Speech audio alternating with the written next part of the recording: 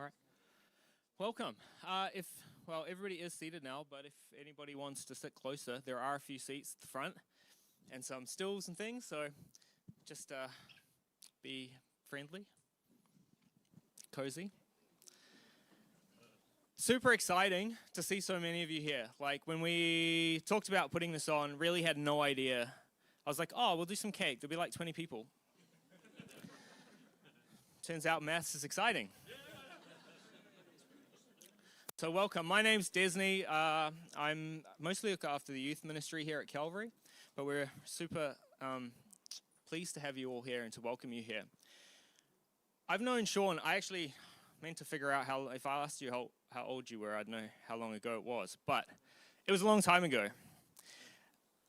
My sister-in-law, Avril, who she leads the worship now. She wasn't my sister-in-law then. She was just one of my best friends, and she used to go down to Wellington to a Christian music competition called CTC. And so we'd all pile in the van at like 2 o'clock on a Friday afternoon and then road trip it 8-9 hours down to Wellington.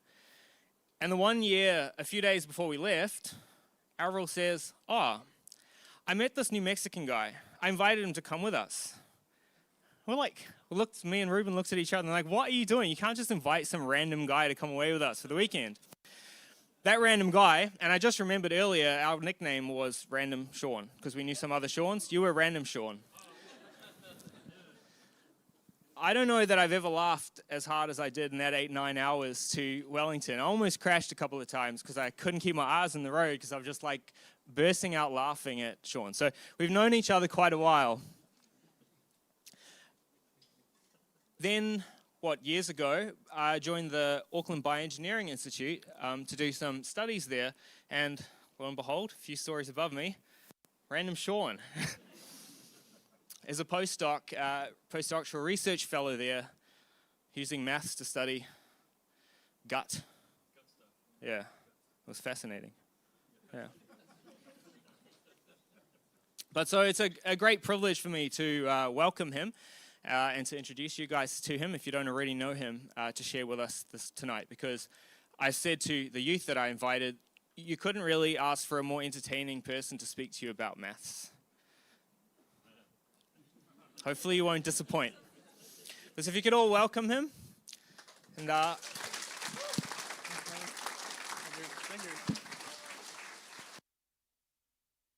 I am Random Shawn. Is this thing on? Okay, just checking. Because if it turns off, I can get even louder. Wow, thanks for you guys in the back. Thanks. How's it going? Well, wonderful turnout. So I was telling some folks all we did is walk down the street and just say, maths, maths, and people just started coming. This is what happens. This happens all the time.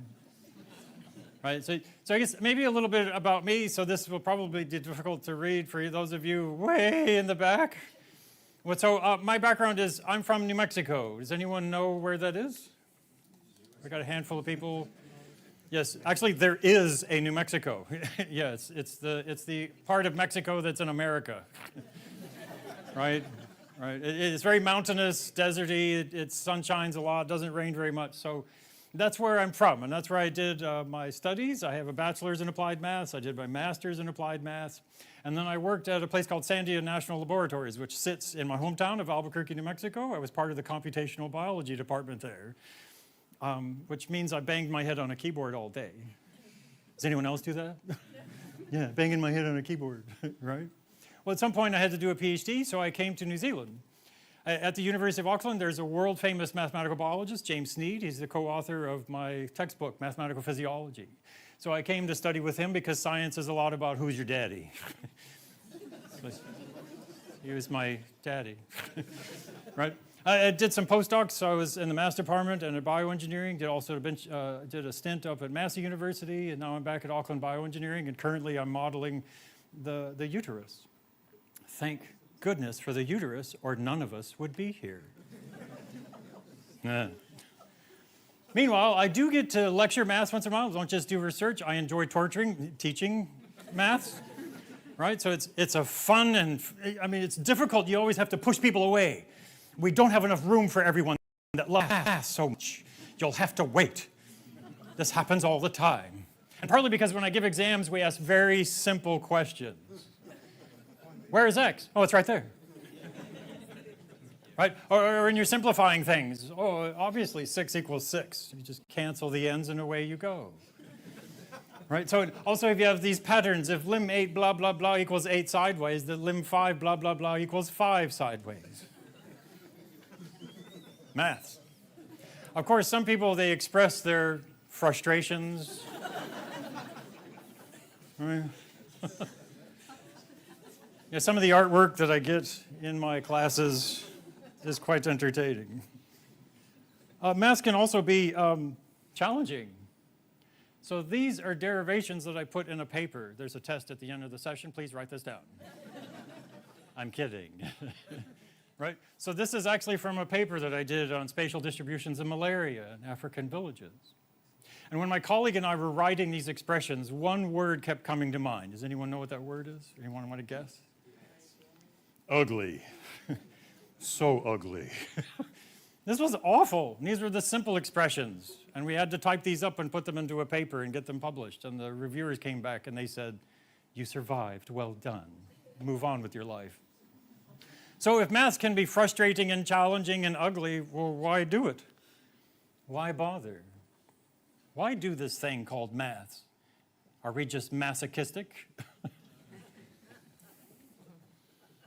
All golden and lovely in the sunset it blazed, with walls, temples, colonnades, and arched bridges of veined marble, silver-basined fountains of prismatic spray in broad squares, and perfumed gardens, and wide streets marching between delicate trees and blossom-laden urns, and ivory statues in gleaming rows, while on steep northward slopes climbed tiers of red roofs, and old peaked gables harboring little lanes of grassy cobbles.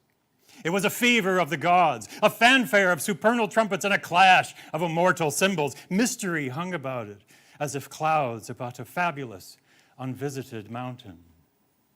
Mystery, the unknown. We are curious beings. That is the beginning of a book by H.P. Lovecraft, The Dream Quest of Unknown Kadath. Also, incidentally, it's the beginning of my PhD dissertation. Mystery, curiosity. How does the world work? The world is full of patterns, full of interesting things. How did it come this way? Why is it so structured? Why can we understand it? Maths is used every day by someone, somewhere, in some way. Are there any nurses in the room? Any nurses? Got a nurse? Handful of nurses? Oh, yeah, nurse. Oh, she's hiding. Right? So you use maths to make sure you don't kill someone with this dose, right? Got to give you the right amount. A little calculation there. Any builders in the room? Any builders? Engineers? Architects? Sort of. Right? Imagine if this building didn't have right angles in it. Oh. Seems a little bit off. Geometry. Also, when you need to get change. So, does anyone use cash anymore? How many uses cash? Yeah, cash. I still pick up coins when I find them on the ground. Right? Ooh, 50 cents, cool. Needs can drive mathematical development. This is an excavation of an Indian temple, a temple that was built apparently between 200 BC and 100 AD. This temple was very specific in how it was built, precisely arranged geometric requirements for these tiles, for these stones. Numbers indicated the order in which the bricks had to be consecrated with mantras. The first layer, there are 38 squares, 58 rectangles, and 104 triangles. They needed precise descriptions of these geometric shapes, needed to know their areas and their extents. How do we make these things? Out of reverence for their faith. Okay, so who came to a math talk and thought you weren't going to talk about maths? Thought that you weren't going to do some maths? Are you ready? 2 squares. One square has a side length A, the other side has a side length B. What are the areas of these guys? Oh, come on, with feeling, come on. A squared and B squared. Yeah, I got this. Right, confidence. Okay, let's see. I can slide these around thanks to the power of PowerPoint, right? I can also assemble a new square out of these. What's the side length of this square? A plus B, right? Because I just stacked them that way. I did it that way, right? So I can take this, these little gray bits, I can carve them up. I can also take these gray bits who have sides length A and B, right? Those legs. I can take these things and shift them around, right? So I can move them. And once I rearrange that, I've made another square. Notice how the a squared plus b squared, the color bits, right? And now these carved up bits, the gray bits, those diagonal lines, let's call those C. Does anyone see where this is going? Right? Those correspond to the C's over in the other square. If we fill that in, the colored bits are what? So I can delete the gray bits. This will make it clear. So this is all that's left. Without the gray bits, what have I just proved? A squared plus b squared equals, come on with confidence. C squared, man. Yeah, that's the stuff. Does this look familiar to anyone? What is this thing called? I hear silly people saying Pythagoras. Actually, this is the theorem of PowerPoint animations. Right? Right, but this thing has been discovered or invented many times. This is a cuneiform tablet from a school child from Babylon, circa 1800 BC. The Babylonians discovered this relationship a long time ago. The Chinese, the Indians, and then this Pythagoras fellow. That's the Greek guy, right? You've heard of him. The so-called Pythagoreans, who were the first to take up mathematics, fancied that the principles of mathematics were the principles of all things. When I say discovered, what do I mean? Like we're discovering some unknown continent, like Lewis and Clark here, seeing mathematical rivers and mathematical mountains and mathematical valleys and mathematical bears run for your life, right? Is that what it means? Or maybe it's just an invention like Nikola Tesla sitting underneath that very calming event over his head, right? It's just an invention. Are we just making up this stuff? What is mathematics? Well, sometimes if I'm not sure what something is, I go to a dictionary. Let's see what the dictionary says. It says the abstract science of number, quantity, and space, either as abstract concepts, pure mathematics, or as applied to other disciplines such as physics and engineering, applied mathematics. And I find I often have to put an addendum to these and relationships between them. Mathematics is really the study of relationships between quantities. A squared plus b squared equals C squared. You guys are getting better, more confidence. It'd be cool if, like, after this, you're just walking down the street with, like, A squared plus B squared, C squared. See what people do. Yeah. It is also a language of precision. The sum of the areas of the squares besides the length of a right triangle's legs is the same of the area of the square with the side length of the same right triangle's hypotenuse. That's the bit opposite the right angle of the triangle. Or a squared plus b squared equals c squared, right? This is much more compact, and it's less ambiguous, right, for specific triangles. Why does this work? Why does that relationship work? These have been philosophical problems for centuries, millennia. Some people think that mathematical entities exist, that they have an existence independent of human minds, like Homer's wandering around in mathematical land. Look out for the mathematical bears, right? These entities inhabit a special world, a Platonic world. How did these Platonic entities, which do not have spatial or temporal characteristics, get in touch with our physical world? Alternatively, they're just inventions. And there's a couple of subtypes of this fictionalism or inventions: logicism, formalism, languageism. Just going with the ism pattern there. Logicism basically says that math statements are not necessarily true in the real world, but are true within the story of mathematics. Nothing but the systematic construction of complex deductive arguments. All of math can be derived entirely from logical laws. And this is from the philosopher Sarukai. Languageism. Math is like English, but not. Right? A product of human imagination, it's grounded in our experience with the world and functions like a language. Beginning with numbers, along with operations like addition, we can find a link between human experience, what we do and what we see, and the structure of the world around us and mathematics. Alternatively, it's just a game. Has anyone played a game and not played by the rules? You're not playing the game, right? Nothing but a set of rules and formal manipulations of symbols and terms according to these rules. There's no meanings attached to these objects, equations, operations. Mathematics is just a chess game. A chess game. That itself seems rather odd. These have problems. If it's realism, mathematical entities exist independently of the world and are just discovered, that suggests some pretty weird things. Maybe if I draw on a chalkboard a proper equation, we can dive through it and we can hang out with Homer that's checking out the mathematical bears. What do you think? Or maybe they're just inventions, but then why does it work? Mathematics has stunning predictive power about the real world. Not only that, we can do it. Why can we do it? Why are our brains so suitable for doing maths? Because everyone here does maths, right? We all calculate. How many people drove here? A lot of people, right? So when you're driving, do you see vectors on the road? Oh, we're going to die. Right? Oh, we're not going to die. That's a good short vector, right? Is that how you do it? Is that what you do when you're driving?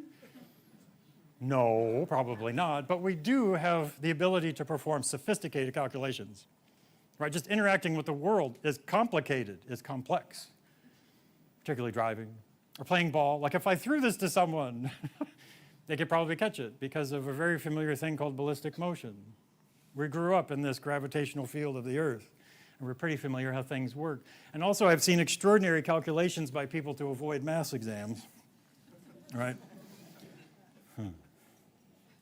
There's an order to the world around us. There's a logical structure. It's suggested that this logical causal reality is key to our abilities to do mathematics. And from the evolutionary perspective, mathematics incorporates cognitive mechanisms which have evolved like other biological mechanisms by confrontation with reality and have become genetically fixed in the course of evolution. By Yehuda Rav and his paper discussing these things. We live in an environment that exhibits very predictable behavior, relationships between force and action, consistently measurable quantity and extent. And evolution is proposed as the mechanism for creating this ability. The logical schemes and hypothetical representations are the same as the logical schemes in the coordination of actions, schemes that have been tested through eons of evolution and are genetically fixed. So these are very long ways to say that athletes are good mathematicians. Being able to interact in the real world is no different than doing math. Driving and deducing are the same thing. Do you believe that? Huh. Wow, what's it doing? It's like an aquarium pump is going off here. Okay. Can I tell you a story? It'll distract me from this strange machine over my head. Do you guys like stories? Can I tell you a story? Okay. Yep. I've been in many math departments, and I've met some interesting people. When I was at Sandy Labs, I should do the Bob the mathematician. There was a mathematician there named Bob. Bob was brilliant. I would see Bob. He would come in at night as I was leaving. I was like, "What are you working on, Bob?" "Oh, polyhedral combinatorics." "I don't know what that is, Bob. Have a nice night." All right. But Bob was brilliant at math, but he struggled in other areas of life. And we often had encounters with Bob that could be memorable. Let's put it that way. Well, so one time, I went into work and the sysadmin, he called me in, "Hey, Shawn, I got a Bob story for you today." Okay, what did Bob do this time? And so he detailed how Bob came in the office and he asked the sysadmin, the IT guy, "Do you know anything about the wheels on cars?" "Well, I guess so, a bit. What do you mean?" "Well, can you come and look at my car? I think there's something wrong with the wheels on my car." "It's not really my job description, Bob." I was like, okay, come and have a look. So he goes outside and he looks at Bob's car, and the tires were shredded because he'd been driving on flat tires, and the wheels were damaged.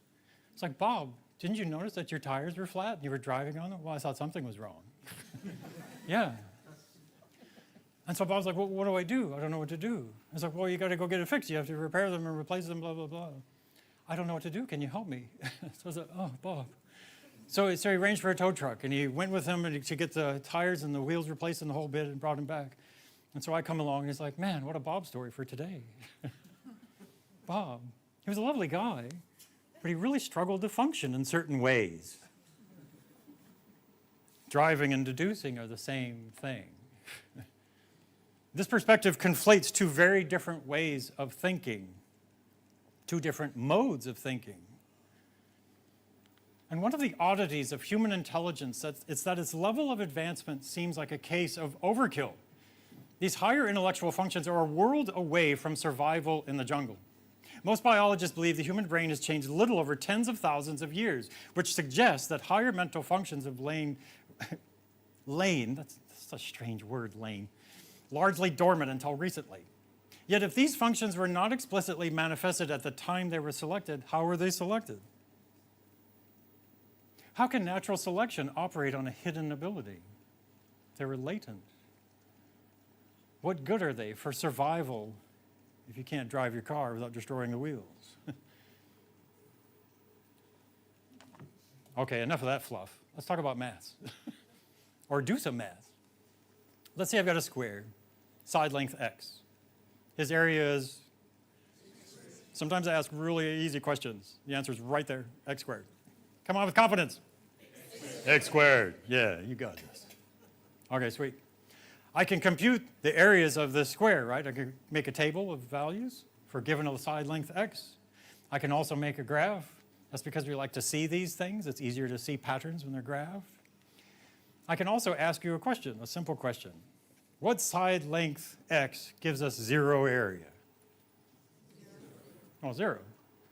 And one of the easiest ways is just look at the graph. Where does this plot intersect the x-axis? Oh, you guys just told me, right? It's right there, Shawn. Yes, such silly questions. 0. You can also solve this thing. X squared equals 0, so that means x equals 0, right? Hooray, we did some math. Think about negative values, though. What if I extend this plot out to negative land? I can compute these numbers, right? I'm going to get this lovely shape. But what the heck is negative length? What does that mean? Have you guys been to the section in Bunnings in the tool department where you open up the magical door and it's the black hole department? Cool, I got this negative length measuring tape. And then you go up to the front. Can I give you $- for this? Yeah, I haven't found that department yet. Still looking for it. Negative length. It makes no sense, right? There is no such thing.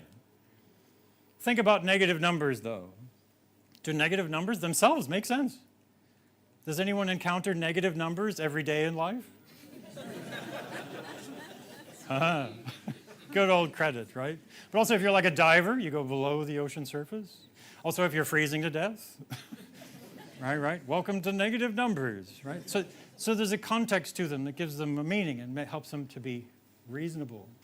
So since negative length doesn't make sense, for our mathematical model of area, we blot out the negative values because they don't make sense. Because this is our model of area. And it all hinges on, remember this stuff with signs? Remember primary school? So when you multiply a number by itself, what's the sign of the number? So I see someone say positive. Wow, so many eyeballs are just like, Let's see, if I multiply a positive times a positive, what's the sign? Positive. If I multiply a negative times a negative, what's the sign? Positive. So if you multiply a number by itself, what comes out is always positive. That's why the parabola is pointing up, right? It's symmetry. If I want a negative number, can you multiply a number by itself and get negative? No. So to get negative, you have to have mixed signs. That's partly why this parabola is like this. And also, it destroys the input. So you don't know what you started with. But interestingly, negative numbers were rejected by Western mathematicians until about the 17th century. Does that seem odd? Maybe it's because they didn't have credit cards. Right? Okay. So let's do a little bit more maths.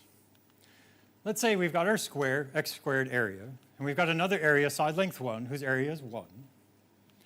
And let's say that this area is a tax. Inland revenue is going to take a one area tax off everyone's hide, right? And thanks to negative numbers, they can do that, right? We can compute a table of values to see what values we have left over after they take tax out of our area hides. We can also plot a lovely graph. And I can ask you this question: what side length, x, breaks us even with IRD? Well, you could look at it here, 1. You could also look at the graph to see, oh, where does it cross the x-axis? Right, so bang, it's like right there. Now I can also solve this thing, x squared minus 1 equals 0, solve this, x equals 1, and everybody's happy. You just don't have as much area as you did, and now the government has everyone's area. Stinking government. Okay, what if I flip the script though? Instead of a tax, it's a refund. So you're getting an area. Woohoo, we have more area. We can make our table of values. I can also plot this thing. And I can ask you a question. What side length x means we're broke? Well, if I look there, well, what's going on there? I'm not sure what's going on there. But what if I solve this? X plus 1 equals 0, x equals minus 1. Is that right? Wait a minute. If I extend the parabola out, because I was saying that x equals minus 1, so I've shifted into negative land. That's getting into something weird, a negative area. Also, look to see, oh, so I compute those values, right? And so, is it crossing the x-axis? No. So is there a solution? So I've done something wrong. Any math teachers in the room? Right, it's math teacher. So did I do something wrong? Yeah. I forgot something, didn't I? This is partly why when I do derivations for research, I send it to my colleague. Can you check this for me? I probably did something stupid. Yeah, I did do something stupid. I forgot little something, right? Square root. Whatsoever ye do unto the left, you shall also do unto the right, right? So to get rid of the x squared, you have to square root both sides. That's because math is all about equality.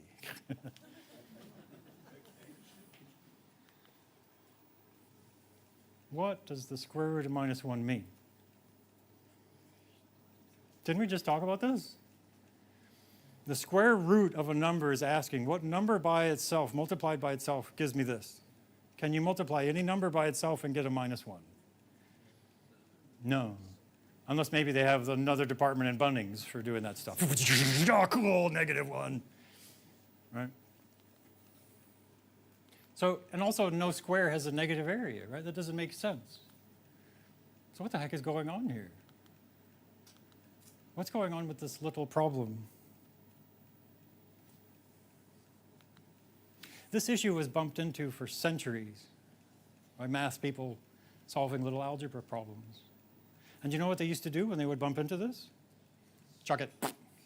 It's junk, it's garbage. They just throw it away. This doesn't make sense.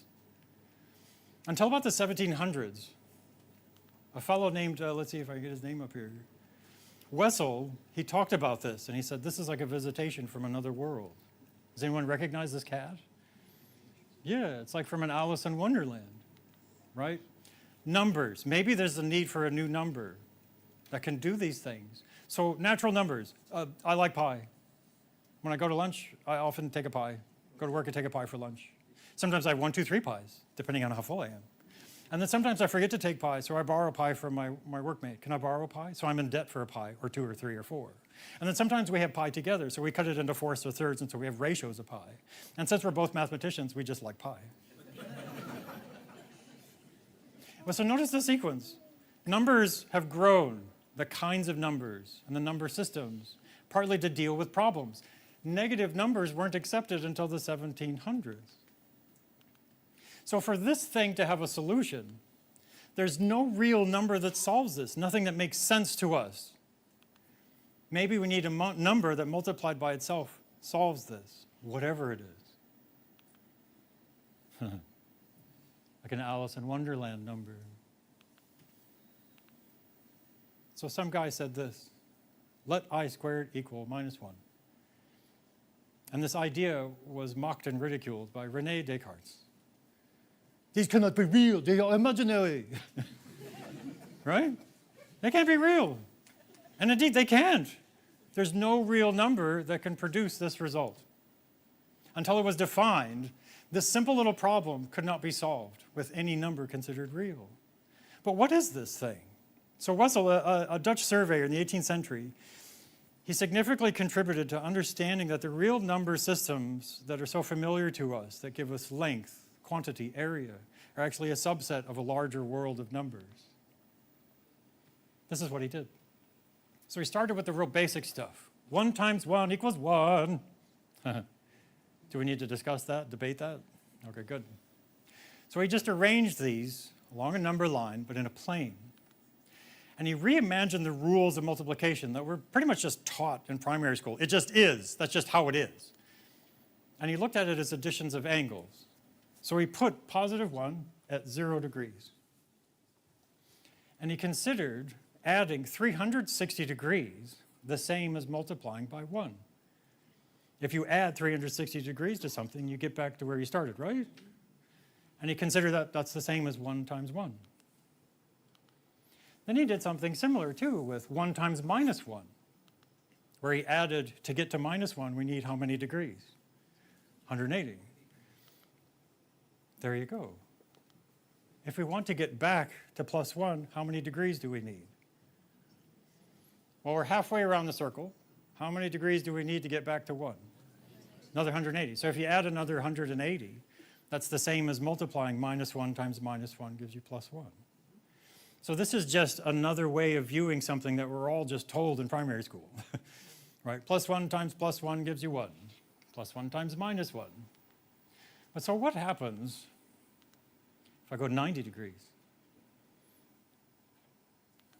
That puts me up here, yeah? What number could that be? That's what he called I. Let's call it I. 1 times I equals I. Now what if I add 90 degrees to this? Where am I going to end up? I'm going to end up at 180 degrees or minus 1, right? So this is now, by definition, with I being 90 degrees, it's the same as I times I equals minus 1. How's everybody doing? Right? So just mapping these multiplications over into rotations, addition of angles. Oh, is that the I'm out of frame jingle? Okay, sorry guys. We just did it though. We just showed I times I equals minus 1 and using these rotational things. So what happens if I add another 90 degrees to this? I'm going to end up there. Well, if that's positive I, what do you think the one at the bottom should be? I'll come on with confidence. Negative I. So minus 1 times I equals minus I. And then to get back to 1, I need another 90 degrees, and that's the same as minus I times I equals 1. So we just traversed through a circle of multiplications. Nothing fancy going on here, just adding these angles. These numbers here are called the reals. Those are the numbers that we know. And these numbers along this axis, they're weird, right? Those are the imaginary. And in fact, if you took this plane and you rotated it, so you're just looking at this end on, and you're going through these gyrations, you're just going to see numbers go from minus 1 to plus 1, minus 1 to plus 1. And it's not until you rotate it back and you see, oh, when you look at it top down, you're cycling through another dimension. These are known as complex numbers. Yeah, they are complicated, right? Well, those are their two-dimensional numbers. They're a higher dimensional number system. And it turns out that the number system that we're used to, the ones that make sense with length, area, weight, they're just reals, and they're just embedded in a larger world, a larger dimension. So when you go back to this and we say there's no real solution, that's because the number system that we were using is inadequate, right? Remember how there's no intersection here. It's not crossing the x-axis. In order to see where that crosses the x-axis, we have to expand the numbers into a higher dimensional space. And when you look at this higher dimensional space, you see where they intersect. I trust the psychedelics were distributed in the tea and coffee this evening. Right? Real numbers are a smaller part of a larger world of numbers. Does anyone get excited about that?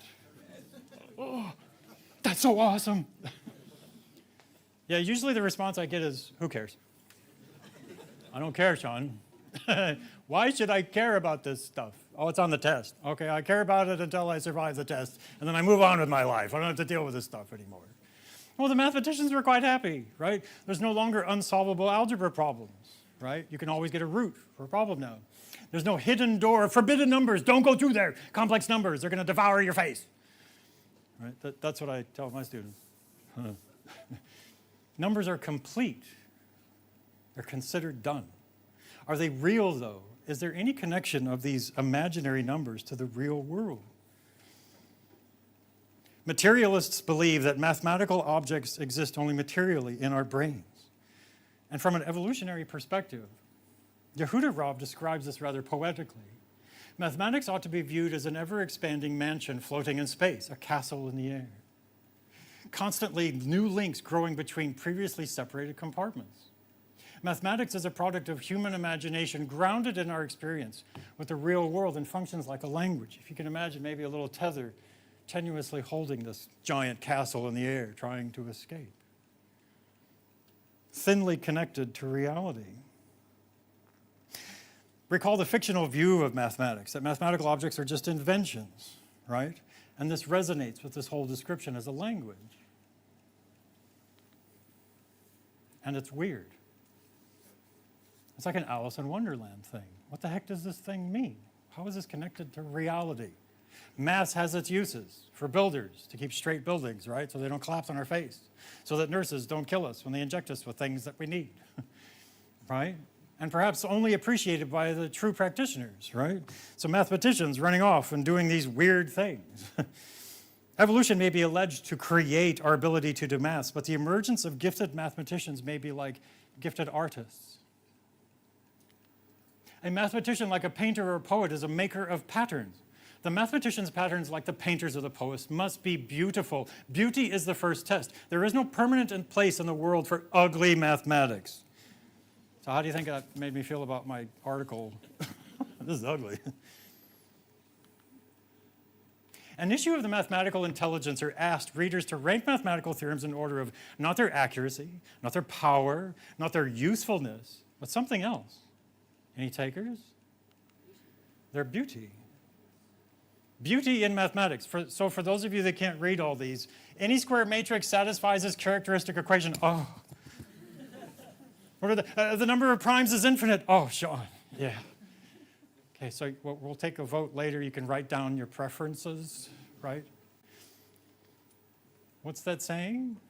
Beauty's in the eye of the beholder. Excuse me. So the winner is this. This was voted the most beautiful formula. E to the I pi. That's a great look, Nikki. Oh, what the heck is that? It combines critical numbers, critical values in mathematics. The natural number e, the imaginary number I, the circular constant pi, and the binary 0 and 1. You can assemble pretty much any number you need out of these. Also, it puts them in a nice tight relationship. This e to the I pi is correlated with -1. Remember those rotations? Pi is 180 degrees. You're sitting at -1 plus 1 equals 0. That's just a rather mathematician's way of saying -1. So I'll give you a moment. Catch your breath. It's okay. It's beautiful, baby. Okay. So we have imaginary numbers winning this beauty pageant. But again, what is its connection to reality, right? How is it useful? The categories and modes of perception of man's cognitive apparatus are the natural products of phylogeny and thus adapted to the parameters of external reality in the same way and the same reason that the horse's hooves are adapted to the prairie or the fish's fins to the water. So they're no different than like teeth, fangs, feathers, fins. Purely utilitarian, right? So purely practical. The logical structure of the universe allegedly guided evolution to man's logical ability. Logical schemes in the coordination of actions, that is, cause and effects, along with physical realities, gravity, inertia, friction, are equated with logical deductive powers. Bob, the mathematician. Such ability apparently includes aesthetic appreciation of fictional entities. Somehow natural selection operated on these abilities during periods of latency. And these fictions result in strange entities disconnected from reality. Strange. We could end the story there. Well, how are we doing for time? What's the time? I do like the sound of my own voice, and all you poor people are still here. We could end it here, but for one little detail. May I introduce you to Schrodinger's equation? Oh, I got some fans. Oh, wait, was this from George the other night? He talked about quantum mechanics, right? Quantum mechanics, yeah. So this is the description of quantum mechanics, Schrodinger's equation. Solutions to Schrodinger's equation describe not only molecular, atomic, and subatomic systems, but also macroscopic, possibly even the entire universe. Although I think Wikipedia is being a bit exaggerating there. But if you look at that equation, who's sitting in there? I am. Me! Oh, no, the imaginary I, right? So we got Planck's constant, and behold, the imaginary I is sitting there in this equation. Now, there was some debate as whether or not it needed to be there, because in many ways it's a notational convenience for rotations, right? You can have that e to the I pi stuff. But it turns out that some recent work showed that actually you need these. If you use real numbers alone, it fails. Let's kind of go back to those papers. So I thought it was amazing just to see quantum theory based on real numbers alone can be experimentally falsified. Imaginary numbers could be needed to describe reality. It looks like it has to be in there. It's not just a matter of convenience. This story just keeps getting weirder, right? If quantum mechanics is correct, imaginary numbers are a necessary part of the mathematics of the universe. That describes everything, that little equation. And who's sitting inside that equation? It's very strange that mathematicians are led by their sense of beauty to develop formal structures that physicists only later find useful. Physicists generally find the ability of mathematicians to anticipate the mathematics needed in the theories of physics uncanny. It's as if Neil Armstrong in 1969, when he first set foot on the surface of the moon, had found in the lunar dust the footsteps of Jules Verne. Eerie. This happens a lot, where mathematicians construct things and do things that turns out a century later. These are really useful for physics. Good, right? Although some of the pure mathematicians, they don't care. Well, what does this say about like fictionalism? Are all these just figments of our imagination? I note that many mathematicians I know are not fictionalists. These connections and the mathematical objects inspire belief in their existence. Beale said that most mathematicians believe that numbers, equations, perfect circles, and so on exist in some ideal abstract sense. But that itself, its existence causes problems. Okay, what if by some bizarre ability I was able to transport myself back in time and destroy I? Kill Wessel. You'll never have I. No. What would happen to the universe? Would it blow up? Goodbye, there's no I. No universe for you, right? I mean, I can destroy the concept of I can destroy the written letter I, but it won't change the universe, right? Have you ever heard that phrase, the map and the territory? The map of Auckland is not Auckland, right? There's a distinction between these two, thank goodness, because if I crumbled that up and threw it in my pocket and you see the entire city go, right? There's something amiss. I'm not sure what it is. Furthermore, erasing all the results for the Pythagorean theorem throughout history will not change the relationship a squared plus equals. Thank you. Thanks, guys. I do that to my students a lot. I also make them laugh at my jokes. This problem was grappled with by philosophers all over the place, right? The laws of number are not really applicable to external things. They're not the laws of nature. No, they're the laws of nature. The laws of nature. The universe has a mathematical architecture. Scientific laws we've encountered, characterized, codified, are structured and describable in mathematical terms. The fact that the universe obeys mathematical laws has not been lost on many brilliant minds over the centuries. Philosophy is written in this grand book, the universe. It's written in the language of mathematics. Its characters are triangles, circles, geometric figures, Galileo. Fast forward to the 20th century and the famous theoretical physicist, Richard Feynman. I find it amazing. It's possible to predict what will happen by mathematics, which is simply following the rules which really have nothing to do with the original thing. There's a disconnection, and yet there isn't. What the heck is going on? I think it's cool. Evolutionists typically claim that our logical capability evolved as a result of the logic in the world, and others find this unlikely. A great mathematician fully, almost ruthlessly exploits the domain of permissible reasoning and skirts the impermissible. That his recklessness does not lead him into a morass of contradictions is a miracle in itself. Certainly, it's hard to believe that our reasoning power was brought by Darwin's process of natural selection to the perfection which it seems to possess. Remember Bob, the mathematician? What sort of survival skill set does he have?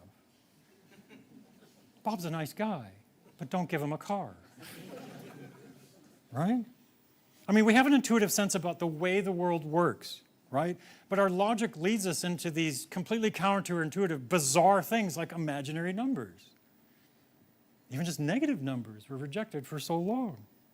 But also its resonance with our thinking, our minds, the profound interplay between the workings of the natural world and the laws of sensitivity of thought, an interplay which, as knowledge and understanding increase, surely ultimately reveals a deeper interdependence of one on the other. We can do math. That alone says something curious. Evolutionists would have it that there are no truths. There are no preordained, predetermined mathematical truths that just lie just out there, up there. Evolutionary thinking teaches us otherwise, but that's not what we see. The universality of mathematics is suggested by the fact that mathematicians widely separated in space, time, and culture find the same thing. It's not an accident. A squared plus B squared. Thanks, guys. Bertrand Russell, certainly no friend of theism, concluded from his study of the history of Greek philosophy that mathematics is the chief source of the belief in the eternal and exact truth, as well as in a super-sensible, intelligible world. They're all distinctly mathematical, some even profoundly counterintuitive, some hinging on mathematical objects that we would reject, some so far removed from our everyday experiences, and some ugly. I don't know why I show this off. I should find something else ugly, because that's mine, and I'm a bit ashamed of it. Shawn's ugly maths. But so, why is it ugly? We have an appreciation for simplicity, simple, elegant solutions. If I have a simple task to perform, and I create some crazy Goldberg device to accomplish a very simple task, would you use this Goldberg device to light a candle? Oh, but it's so much fun. I love watching the balls roll around. But what if you're in a hurry? You need to get this done fast. Is there a simple way of doing this? Strike a stinking match and you're done. Good grief, Shawn. You and your Goldberg device. It goes for maths as well. In fact, simplicity is used as a guide for finding mathematical truths. One of the most important things in this theoretical physics business is to know when you are right. It is possible to know way ahead of checking all the consequences. You can recognize truth by its beauty and simplicity. Beauty and simplicity leads to truth. What a profound statement.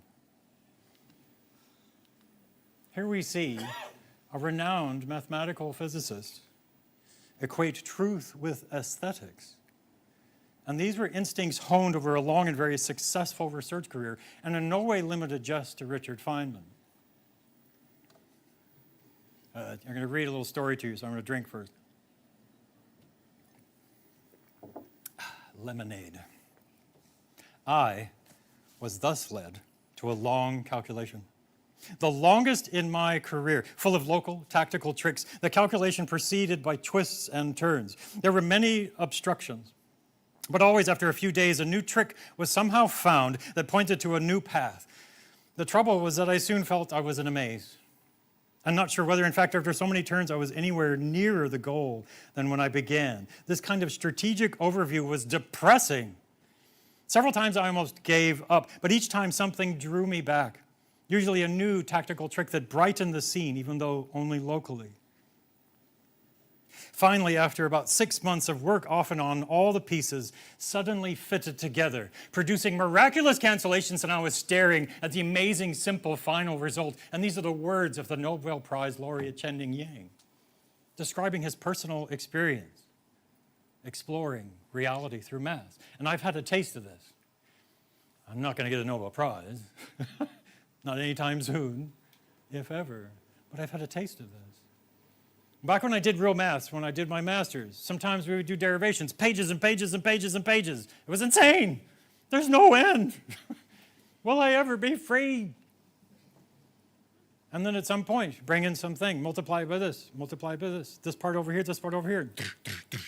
All these cancellations, and poof, that was amazing. Right? It's like, that's so cool. And then you have this sense, I'm on to something. I've got it. And you grab onto it and you pull. And it turns out, yeah, I got it. It affects you. And it's strange. It's clear that Yang's confidence in his calculation is bolstered by the miraculous cancellations he experiences. But such thinking is anthropocentric, even childlike. What has miraculous simplification of the notation we use in describing nature got to do with nature itself? Why would that sense lead us to truth? Representations of biological mechanisms can be quite ugly indeed, but some can be simple. This is a simple recursion formula. Out of this simple little formula, where you start with a number, you do something to it, and you plug it back in. And you just keep doing it again and again and again and again, and you get this. You can get fantastic complexity out of the simplest little expressions. It might take a while to do it. What did he say? 4 weeks? And a lot of these fractals, as they're called, this is the Mandelbrot set of fractals, the mother of fractals. They're used to describe many things in reality, and in some parts we're not quite sure how to use them all or what all they mean. But one of the truly amazing things to it is that the deeper you dig into the Mandelbrot set, eventually you end up where you started. Freak show. But throughout biology, there are these beautiful patterns that are generated by such simple things. Does anyone recognize this thing? Fibonacci. Right? This is just a simple sequence to generate these complex patterns. You just take the previous two numbers and add them. 1 plus 1 gives you 2. 2 plus 1 gives you 3. 3 plus 2 gives you 5. 5 plus 3 gives you 8. And you just keep can generate amazing complexity out of such simple patterns, simple relationships.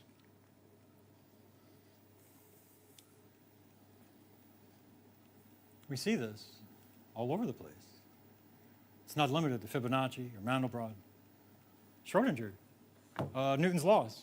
What's the last one up there? Some fellow named Einstein, right? He cooked that bit up. Right? What about this one? Maxwell, I heard Maxwell. Maxwell's equations that relates electricity and magnetism. Thanks to him, we have Wi-Fi and cell modems. What is that other one? The one in the middle, a squared plus b squared equals c squared. Thanks, guys. And then what's this one here? That's the most what theorem? I heard beautiful. I think I heard beautiful. Okay, thanks. Most beautiful. Man, that thing's gorgeous. And so we also have Mandelbrot set. And what, oh my. Your test for the day is naming this happy little character. Does anyone remember this? Does anyone remember waking up screaming while taking algebra? Wah! What is this thing? I hear quadratic formula. Thank you. Thank you. I think we should get T-shirts printed up so people can proudly wear the quadratic formula to parties. Hey. How's it going? I can find roots. What? What does it mean? All these universal facts, relationships are all over the place. Does it mean something? Has anyone used software they don't have a manual to? All the time. So you get apps on your phone. Well, back when I was at Sandia Labs, I had to visualize some of the 3D simulations that I did. They had some in-house software that I used. It didn't come with documentation, so I had to ask people around me, hey, how do I do the thing with the thing? And, oh, you just go over here, you push this button. Oh, okay, sweet. And then, hey, how do I solve this? And how do I get this? Oh, you just do this. Da, da, da, da. And eventually I exhausted the knowledge of everyone around me. And I noticed, oh, at the top, there was a button that said help. So I clicked on it. You know what it did? It popped open a window that said, are you kidding? Oh, okay, and it went away. And so I used something else. Was there a presumption in my using that software? That it wasn't written by a crazy person? Right? That there's a logic to it. That's what you're doing when you're trying to sort out, how does the software work? Was this written by a crazy person? Right? Any mechanics in the room? Huh. Well, a person brings in a car. It's like when I turn the wheel this way, it makes this weird noise. And so you go and you start diagnosing it. How do I fix this thing? What's the presumption under this? That it wasn't built by a crazy person, right? There's a logic, there's an order, there's a structure to it. What about doctors? When a patient comes in, when I move my shoulder, it makes this weird noise. Right? So they diagnose, right? They put oil on you and jack you up. Right? We'll fix this guy. All your dry belts are shot. Right? But when they're trying to treat you, there's a presumption. There's a logic. There's an order. There's a structure that you weren't made by a crazy person. This thing called maths. It's useful. It's beautiful. It has a simple expression, like a visitation from an alien world that describes everything. Why? Why this intimate connection to reality? Why this connection to our minds? Why can we do it? The philosophers have discussed this to no end. And I've trimmed this down significantly because philosophers are the opposite of mathematicians. They use lots of words to say little things, and mathematicians use very few symbols to say lots of things. Did you get all that? For a non-theist, realism that mathematical entities exist in another dimension, a philosopher of mathematics, Mary Lang, points out the fact that physical reality behaves in line with the dictates of mathematical entities existing beyond space and time is a happy coincidence. Hooray! Don't you feel lucky?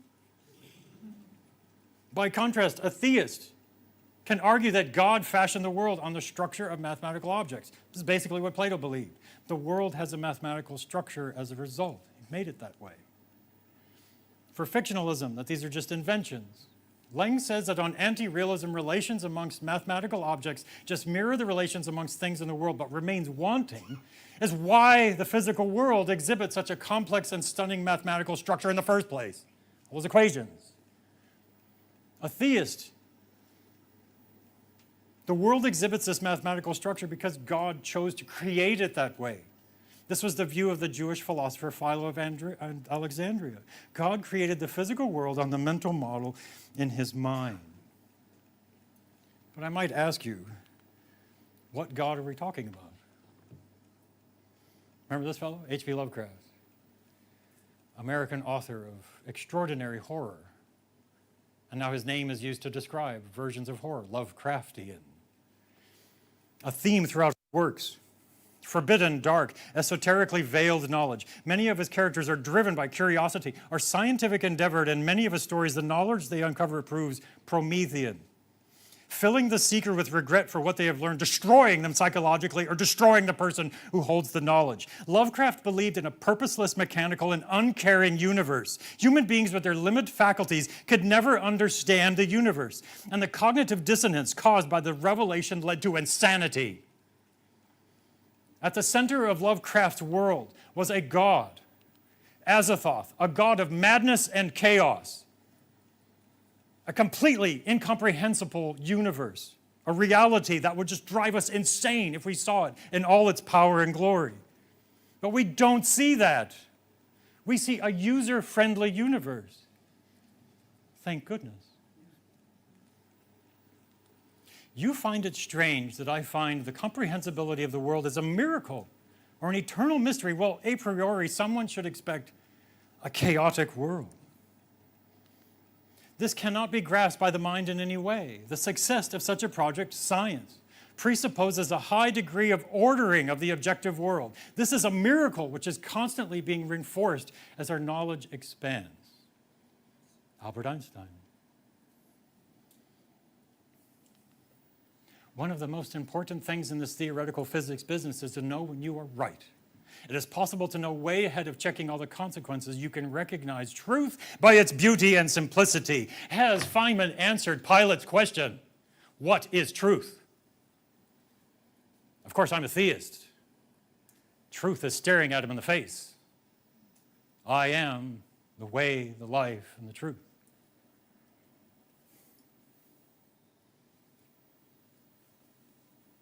And of course, we, made in the image of God, we have the capacity to do what? To run away, to do maths, to varying degrees, to predict things about reality. Maths is a language. It describes relationships and quantities in the world precisely. A game with logical rules of deduction and construction. It's related to the intrinsic architecture of the universe. It was made that way. But these alien constructs of the game lead to profound revelations about the nature of reality. It is a distinctly human endeavor. Universal ideals, beauty, simplicity, lead to truths about reality. And the solution is very simple and divine. So I am from New Mexico, and I've noticed the years that I've been in New Zealand, the Mexican food is terrible. So I torture you with a picture of the best food in the world. New Mexican enchiladas. And also that's the view of the Rio Grande Valley where I grew up as a child from New Mexico. Thank you, everyone, for coming out and enjoying, hopefully, a little talk about math. Thank you.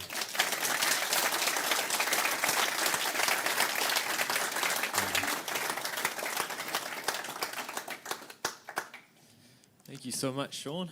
That's fantastic. I don't know if you want any questions. Yeah, does anyone have questions? Do we have time? Anybody need to go? I do like the sound of my own voice. Yes, ma'am. What sort of things have you discovered about the gut and maths? About the gut with maths. Yeah. Oh, I just kind of mentioned it a little bit, but mathematical biology basically comes down to making a bunch of very complicated expressions to represent some behavior in a biological system, and then you run to a computer and you hope it solves it. And so you run lots and lots of simulations, and you change parameters, and you see what you get. So you try to fit models to experimental data and then try to make some predictions. We don't really have any fundamental relationships like E equals mc squared or F equals ma. So the things that I did discover along the way, most of it's very incremental. What I found out is that you need calcium. So throughout your guts, there are these cells that they generate steady contraction signals. There's a whole network of them. And that the way that they generate these signals is with ding, calcium, right? And also calcium is, that's the primary thing that I studied in cell biology. So in neurons, you need calcium in order for neurons to fire. You need calcium in your muscle cells, your heart cells, your smooth muscle cells for it to contract. Without calcium, you don't do a thing, right? You need calcium. Calcium does a body good, right? So I guess that's what I discovered. Yeah.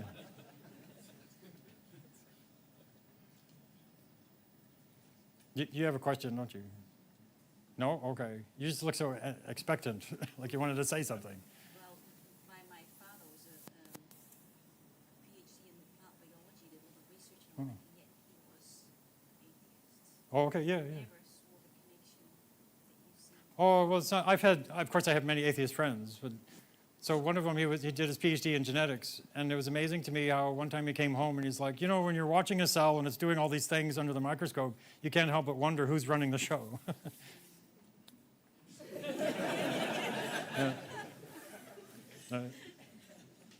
Anything else? Any other questions?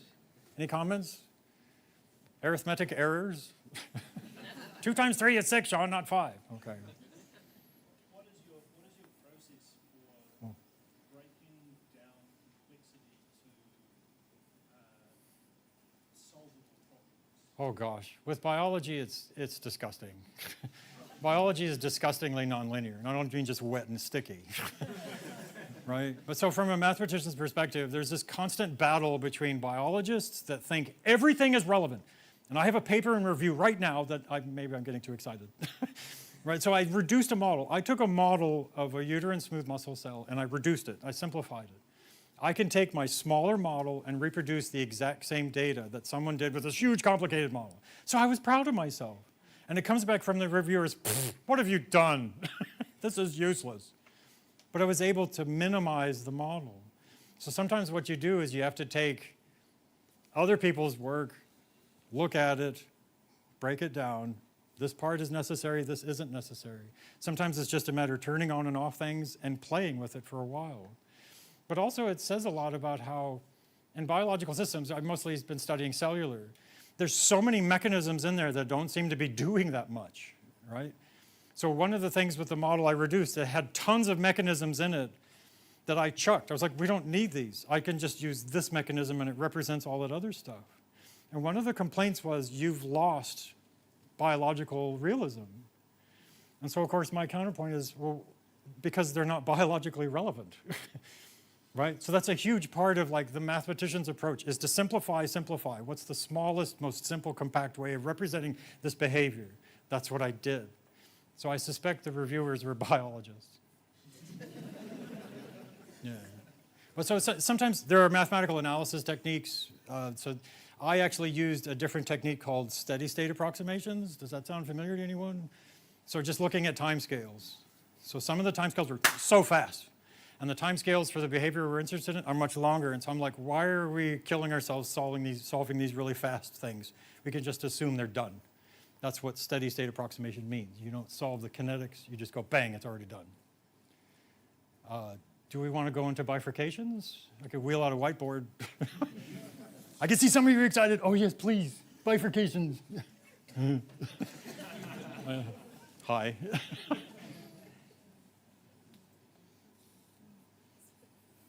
Anything else come to mind? Anything? Should we call it there? Because there's cake.